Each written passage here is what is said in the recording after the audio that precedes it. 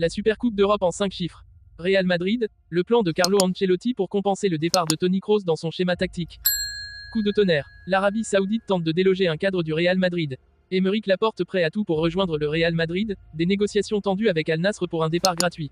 Avant de commencer, si c'est la première fois que tu passes ici, je t'invite donc à t'abonner, c'est gratuit, ça prend 2 secondes et ça fait plaisir.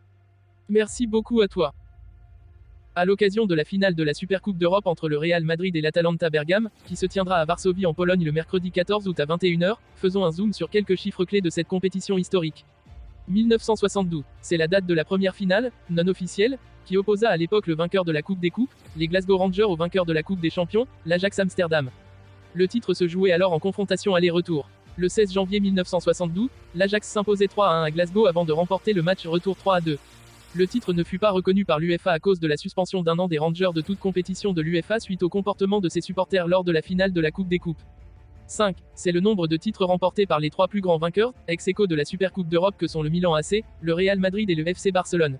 Ils ont respectivement disputé 7 finales, 8 finales et 9 finales. 6. C'est le nombre de joueurs ayant remporté le plus de Supercoupes d'Europe avec 4 titres chacun, Dani Alves, Benzema, Maldini, Kroos, Carvajal et Modric. Les 2 derniers ont donc l'occasion de devenir les premiers joueurs à remporter 5 fois ce titre le 14 août prochain à Varsovie. 9. C'est le plus grand nombre de buts marqués lors d'une finale de Supercoupe d'Europe.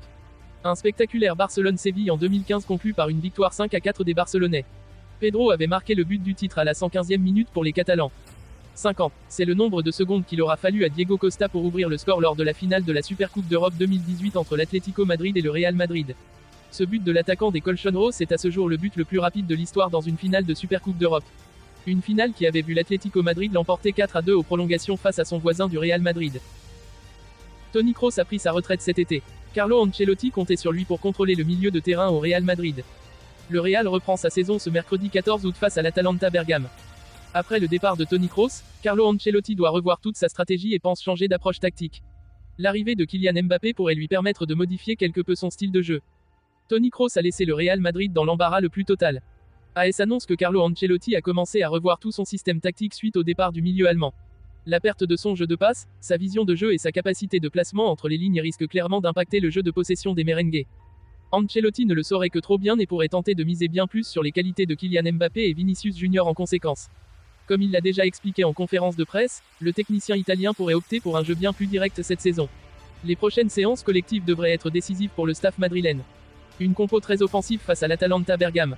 Les dernières rumeurs sur la composition probable face à l'Atalanta Bergame confirment cette tendance. Ancelotti voudrait aligner un trident offensif composé de Mbappé, Vinicius et Rodrigo. Ainsi, les 3 évolueraient certainement en transition rapide face à une DEA habituée à prendre beaucoup de risques. Jude Bellingham redescendrait d'un cran au milieu de terrain avec Aurélien Tchouaméni et Federico Valverde. L'Arabie Saoudite a tenté de séduire un élément essentiel du vestiaire madrilène avec une offre colossale.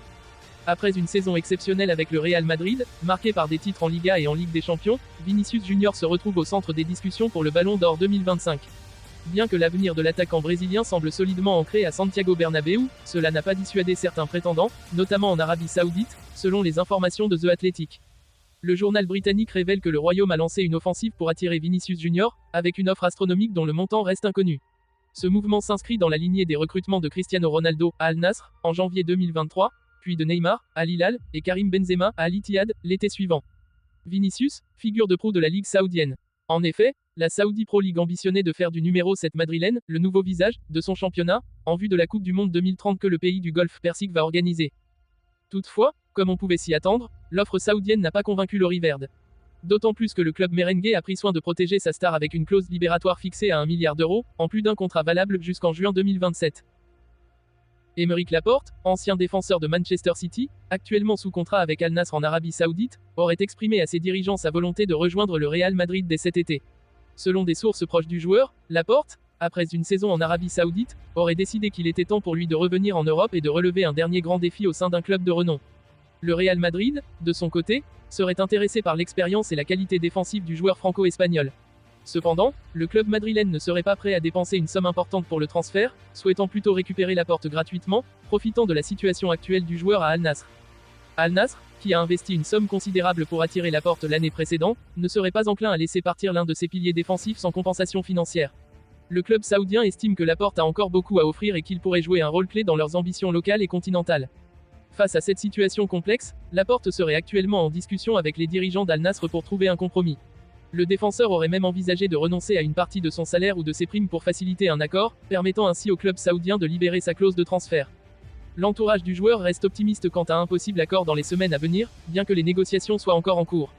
Le Real Madrid, conscient de la situation, resterait en attente, prêt à bondir si Laporte parvient à se libérer de ses engagements avec Al Nassr.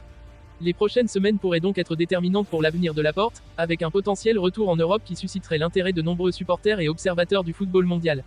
Si ce transfert venait à se concrétiser, il pourrait s'inscrire dans une tendance plus large où plusieurs joueurs européens cherchent à revenir sur le continent après une courte expérience au Moyen-Orient, à la recherche de compétitions de plus haut niveau et d'une visibilité accrue sur la scène internationale.